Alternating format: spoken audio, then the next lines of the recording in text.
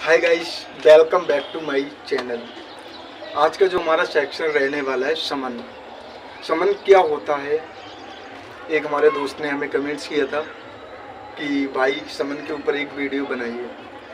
समन क्या होता है तो आइए हम डिस्कस करते हैं। समन जो कि सीआरपीसी की सेक्शन 61 से 69 तक दिया है। समन क्या होता है, उसमें तामील कैसे की जाती है, वो सारा मैं डिस्कस करने वाला हूँ आपके सामने इस वीडियो में। तो आइए, समन क्या होता है? सीआरपीसी की सेक्शन 61 में डिफाइन किया गया है कि अगर मैं एक एग्जाम्पल के थ्रू आपको समझाऊंगा बहुत ही डीपली तरीके से, क्योंकि एग्जाम्पल से बहुत ही जल्दी आपको समझ में आ जाए। मान लो अगर किसी व्यक्ति के खिलाफ किसी व्यक्ति ने कोई केस कर दिया गया, उसे पता नहीं है उसका लड़ाई झगड़ा कभी हुआ होगा, सेकंड पार्टी को ये बात पता नहीं है, उसने कोर्ट में उसके खिलाफ केस दायर करा दिया। तो इस कंडीशन में कि अगर दूसरे पार्टी को कैसे पता चलेगा कि उसने फला व्यक्ति ने मेरे खिलाफ केस दायर कर दिया? फिर कोर्ट उस सेकंड व्यक्ति को ये सूचना देने के लिए उसे अपने पास बुलाने के लिए समन जारी करेगी कि उसे बुलाएगी कि आओ अपनी बात रखो। यहाँ पर पूछताछ होगी, अगर इस व्यक्ति ने फला व्यक्ति ने आपके खिलाफ केस दायर किया है तो अपनी बात भी रखिए, ये बात सही है या गलत है। तो इस कंडीशन में कोर्ट समन जारी करेगा उसके लिए। तो समन में एक पुलिस ऑफिसर या कोई अधिकारी, कोई भी व्यक्ति समन को लेकर उस सेकंड पार्टी के पास जाएगा। फिर सेकंड पार्टी के पास जाने के बाद उससे कहेगा आपने कोर्ट से आपके लिए समन आया है, कोर्ट ने आपको बुलाया। समन का मतलब होता है कि व्यक्ति को कोर्ट में बुलाना।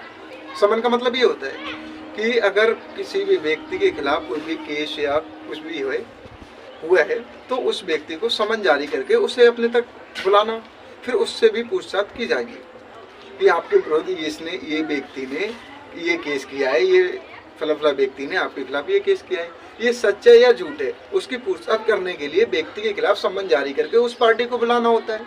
समन का ये मतलब होता है। फिर समन उसके पास पहुंचता है तो समन की दो कॉपी होती हैं। एक कॉपी उस जिस व्यक्ति के खिलाफ समन जारी किया गया है, एक कॉपी उस व्यक्ति को दे दी जाती है, और एक कॉपी पर वो अधिकारी या पुलिस दूसरे समन पर उसकी सिग्नेचर बैक पेज पे ले लेती है, जो समन उसे कोर्ट में फिर से वापस करना है। दो कॉपी होंगी, एक कॉपी तो उसे दे दी जाएगी समन की, और एक उस पर उसके सिग्नेचर ले लेंगे।